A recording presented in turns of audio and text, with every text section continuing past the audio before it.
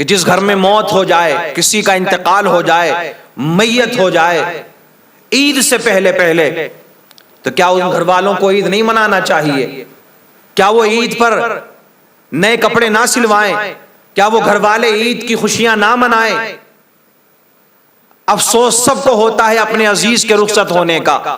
موت ایک ایسی سچائی ہے جس کا کوئی انکار نہیں کر سکتا ہے۔ موت سب کو آنی ہے، یہ سارے مذاہب کے ماننے والے مانتے ہیں، سب کا اس بات پر اتفاق ہے میرے عزیزوں کہ موت آنی ہے، چاہے وہ ہندو ہو، مسلمان ہو، عیسائی ہو، سکھ ہو یا کسی بھی مذہب سے تعلق رکھنے والے ہوں، ہر چیز کا وہ انکار کر سکتے ہیں لیکن موت کا کوئی انکار نہیں کر سکتا۔ اور میرے عزیزوں قرآن مقدس کے اندر متعدد مقامات پر موت کے حوالے سے قرآنی آیات موجود ہیں کہ موت آنی ہے، ہر چیز کو فنا ہونا ہے۔ لیکن ایک بات اور میں آپ کو بتانا چاہتا ہوں، کون کیسے مرے گا یہ کوئی نہیں جانتا ہے۔ آپ نے دیکھا ہوگا روزانہ ہزاروں لوگ اس دنیا سے جاتے ہیں، رخصت ہوتے ہیں، مرتے ہیں۔ کوئی بیماری میں چلا جاتا ہے، کسی کو ٹھوکر لگی وہ انتقال کر جاتا ہے، کسی کے ایکسیڈنٹ ہو گیا وہ انتقال کر جاتا ہے۔ میرے عزیزوں کسی کو مار دیا جاتا ہے، کوئی آتما ہتیا کر لیتا ہے، کسی کے ساتھ میں میرے عزیزوں زبردستی کرنے کے بعد میں اس کی ہتیا کر دی جاتی ہے، کسی کا انکاؤنٹر کر دیا جاتا ہے۔ تو موت آنے کا طریقہ بھی الگ ہے، کس کی کس حالت میں کس سچویشن میں آئے گی کوئی نہیں جانتا ہے، لیکن ہاں یہ بات حقیقت ہے کہ موت سب کو آنی ہے۔ اور کسی گھر میں کوئی ایک موت ہو جائے نا تو میرے عزیزوں زندگی ختم ہو جاتی ہے، لیکن اس گھر کا ہر سدسیہ، اس گھر کا ہر انسان اس غم کو نہیں بھلا پاتا ہے۔ اگر بیٹوں کے سامنے باپ کی موت ہو جائے تو بیٹوں کی زندگی گزر جاتی ہے اور وہ باپ کی موت کے غم کو بھلا نہیں پاتے ہیں۔ بچوں کے سامنے میرے عزیزوں ماں باپ رخصت ہو جائیں تو ہر وقت ماں باپ کا چہرہ ان کی نگاہوں کے سامنے رہتا ہے۔ اگر کسی ماں باپ کے سامنے ان کی جوان اولاد کا انتقال ہو جائے، اللہ اکبر کبیرہ میرے عزیزوں، جوان اولاد کا انتقال کا صدمہ ایسا ہوتا ہے کہ ماں باپ اس کو زندگی بھر نہیں بھلا پاتے ہیں۔ اور آپ نے کتنی جگہوں پر ایسا دیکھا ہوگا کہ بیٹے کی موت کے صدمے میں ماں کا انتقال ہو گیا، باپ کا انتقال ہو گیا۔ ایک موت گھر کے اندر ہو جائے تو میرے عزیزوں اس گھر کے انسانوں کو اس کو بھلانے میں زندگی گزر جایا کرتی ہے۔ ایک موت کی میں بات کر رہا ہوں،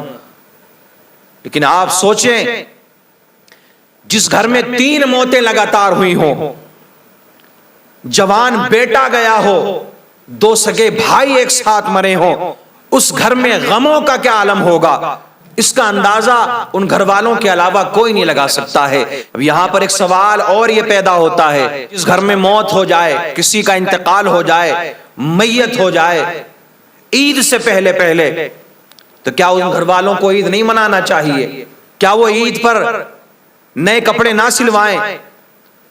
کیا وہ گھر والے عید کی خوشیاں نہ منائیں؟ افسوس سب کو ہوتا ہے اپنے عزیز کے رخصت ہونے کا، غم سب کرتے ہیں اپنے عزیز کے رخصت ہونے کا، لیکن میرے آقا کریم صلی اللہ تعالی علیہ وسلم نے ارشاد فرمایا کہ اگر تمہارے گھر میں کسی کا انتقال ہو جائے، میت ہو جائے، موت ہو جائے تو صرف 3 دن تک تم افسوس کر سکتے ہو۔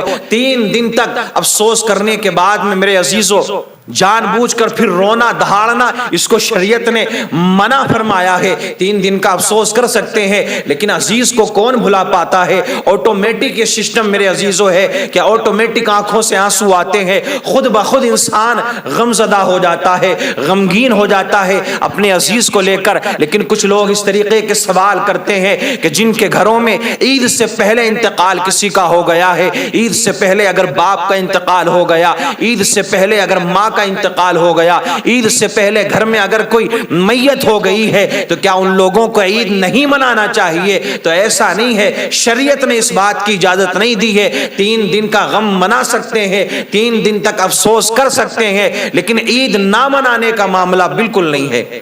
لیکن عید نہ منائی جائے ایسا بالکل بھی نہیں ہے میرے عزیزوں۔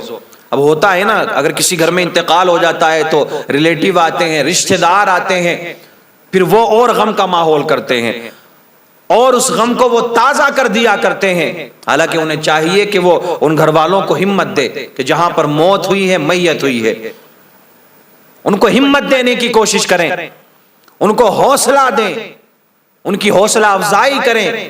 یہ بات حقیقت ہے کہ غم آسانی سے نہیں بھلایا جاتا ہے اگر گھر کے اندر موت ہو جائے. لیکن میرے عزیزوں، اسلام نے ہمیں کچھ اصول سکھائے ہیں، شریعت نے ہمیں کچھ بتایا ہے، اور ہمیں شریعت پر بھی عمل کرنا ہے.